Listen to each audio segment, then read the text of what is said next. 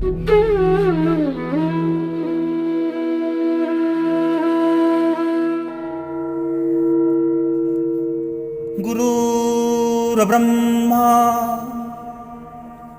गुरुर्विष्णु गुरुर्देवो महेश्वरा गुरुर्साक्षात् परं ब्रह्मा तस्मै श्री गुरवे नमः। नमस्कार। शून्य बोधि सत्य में आप सभी का स्वागत है। यह ज्ञान चर्चा एक अवसर है सभी साधकों के लिए, अज्ञान का नाश करने के लिए, जीवन को सुखी, आनंदित और शांतिपूर्ण जीते हुए लक्ष्य की प्राप्ति करने का।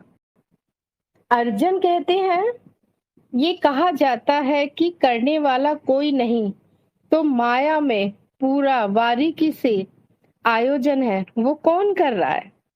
देखिए, ज्ञान मार्ग में कहते हैं कि सब स्वभाव से हो रहा है, अपने आप हो रहा है, करने वाला कोई भी नहीं है। साथ में मैं भक्ति मार्ग का भी एक लाइन जोड़ दूं। भक्ति मार्ग में कहते हैं सब भगवान कर रहा है, सब परमात्मा कर रहा है। तो भक्ति मार्ग वाले कहते हैं सब कुछ परमात्मा कर रहा है, और ज्ञान मार्ग में कहते हैं सब कुछ अपने स्वभाव से हो रहा है, नियम के अनुसार। नियम भी कोई नहीं चला रहा है, सब चल रहा है। स्वप्न में कौन चलाता है? स्वप्न अवस्था में रोज नींद तो आती होगी आपको, सपने तो देखते ही होंगे, है ना? सपने तो आते ही। वहां सपने कौन रचित कर रहा है? वहां कहाँ से सपने में व्यक्ति आ जाते हैं? कहाँ से लोग आ गए, पेड़ पौधे आ गए, स्थान आ गया, ये आ गया, वो आ गया, कहाँ से आ गए? सब कुछ अपने आप हो रहा है। और इसको कहा क्या गया है? चित्त निर्मित है। चित्त भी निर्मित नहीं कर रहा है, प्रतीति मात्र है। देखिए, निर्मित भी हटा दिया जाता है बाद में कि चित्त निर्मित कर रहा है, नहीं, ये भी प्रतीति मात्र ही है। तो यहाँ करने वाला कोई नहीं। अब हम इसको अपने प्रमाण में कैसे लेके आए, है ना? अब ये मेरे अनुभव में कैसे आए ये चीज कि सब अपने आप हो रहा है? तो इसके लिए 15 दिन के लिए एक जगह बैठ जाओ, अगर समय है आपके पास तो एक जगह बैठ जाओ। 15 दिन 20 दिन के लिए हिलना ही मत। संकल्प लेके बैठ जाओ कि 15 दिन के लिए हम यहाँ बैठ गए या यहाँ लेट गए, अब हम हिलेंगे। अब देखे सब अपने आप कैसे हो रहा है। देखोगे कि सब अपने आप ही हो रहा है। भूख लगेगी, अपने आप ही शरीर उठ के खाना ढूंढेगा, आपसे नहीं पूछेगा फिर कि मुझे बैठना है यहाँ। जो उसकी क्रियाएं वो करेगा, जो मन की क्रियाएं मन करेगा। ऐसे ऐसे विचार, ऐसे ऐसे भाव, आप देखोगे कि अब तो कोई भी नहीं है मुझे परेशान करने वाला, अब तो कोई नहीं है मुझे गुस्सा दिलाने वाला। फिर ये अपने आप गुस्सा क्यों आ गया? कुछ दिन बाद देखोगे, 2 4 5 दिन बाद, अब तो कोई नहीं है मुझे यहाँ प्रेम प्रकट करने वाला, ये अंदर से प्रेम के भाव कैसे आ रहे हैं। फिर देखोगे अब तो कोई मेरे यहाँ मनोरंजन करने वाला कोई भी नहीं है, मन बड़ा प्रसन्न लग रहा है, इसको कहाँ से खुशी मिल रही है। देखोगे अब तो कोई विषय भी नहीं है, मैं बड़ा उदास हूँ, उदासीन क्यों? तब समझ में आएगा कि ये तो चित्त वृत्तियां हैं जो अपने आप उठ रही हैं, अपने आप बैठ रही हैं, अपने आप आ रही हैं, अपने आप जा रही हैं। होता क्या है कि सामान्यतः इंसान सोचता है कि सामने वाले ने मुझे गुस्सा दिलाया, नहीं, वो ड्यूरेशन ही था गुस्से का।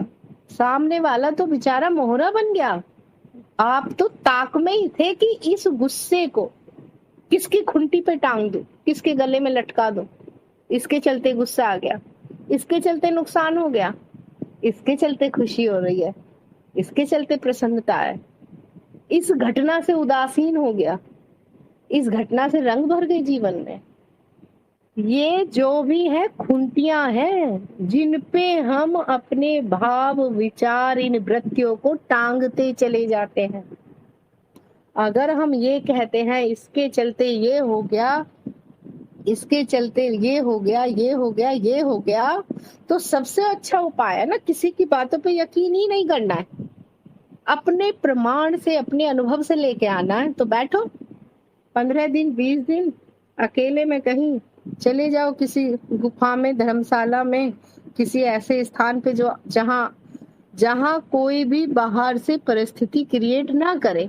एक ऐसा इन्वायरमेंट बना लो, ना कि से मिलना, फोन भी बंद कर दो, स्विच ऑफ करके अपने कमरे के गेट पे लगा दो नो एंट्री का बोर्ड। उसके बाद में आप देखो 2-4 दिन में तो सारी की सारी चित्तवृत्तियां नजर आ जाएंगी। क्यों? क्योंकि चित्तवृत्तियां 24 घंटे में भी चक्र लगा रही है, वो सब कुछ नजर आ, फिर आपके अंदर से निकलेगा, अरे हाँ, यहाँ करने वाला तो कोई नहीं है, ये तो अपने आप ही हो रहा है। रोकने का प्रयास भी करोगे तो भी नहीं रुकेंगी वो। तब समझ में आएगा ये गुस्सा जो आ रहा है, अब आ क्यों रहा है, और आ रहा है तो इसे अब निकालो किस पे, फिर ढूंढोगे कौन, किधर जाके, किस खूंटी पे जाके इसे टांगो।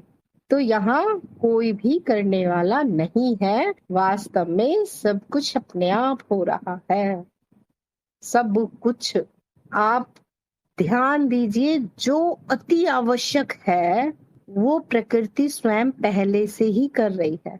जो अति आवश्यक है प्रकृति अपने आप ही ऑटोमेटिक मोड पे वो सब कर रही है। तो अब जो इंसान जो कर रहा है, मनुष्य जिसे कहता है मैं कर रहा हूँ, वो क्या कर रहा है, इसका मतलब अब वो सिर्फ और सिर्फ बकवास कर रहा है। इंसान के द्वारा किया गया एक भी कर्म का अर्थ नहीं है, सब कुछ बकवास है। और जो अति आवश्यक है वो प्रकृति खुद ही कर रही है। प्रकृति खुद ही अनाज उगा देती है, फूल फल पैदा कर देती है। उसको जब हम खाते हैं तो एक सेब का टुकड़ा जाके हड्डी बन जाता है, मांस मज्जा बन जाता है, अपने आप ही सांस आ रही है, अपने आप ही सांस जा रही है, दिल का धड़कना अपने आप है, हृदय गति का चलना, लीवर का अपना काम करना, फेफड़ों का अपना काम करना।